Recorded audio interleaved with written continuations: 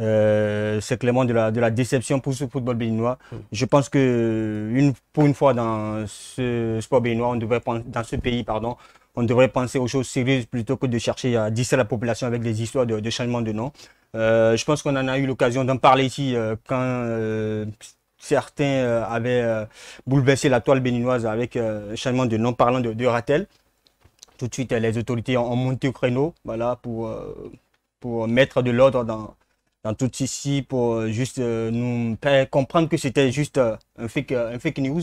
Aujourd'hui, c'est le président lui-même de la Fédération du Chacus qui parle de guépard aujourd'hui. Je pense qu'il y a des choses beaucoup plus sérieuses auxquelles nous devons penser plutôt que de chercher à ennuyer la population. Nous avons une équipe béninoise qui n'a pas forcément un effectif de très haut niveau, mais qui a un effectif quand même qui est capable, hein, au-delà de tout ce qu'on puisse dire, dominer des équipes comme le Mozambique, comme la Zambie. Aujourd'hui, on est incapable de battre des équipes comme le Mozambique à domicile. Je pense que nous avons aujourd'hui une équipe qui ne répond pas forcément à l'atteinte, hein, du public, du plus sportif béninois. Le problème est plutôt profond, comme l'a dit Rémi Ngono. Je suis parfaitement d'accord avec le personnage qu'on connaît pour ses analyses charismatique, bouillant, emblématique, tout à fait, qu'on connaît sur RFI.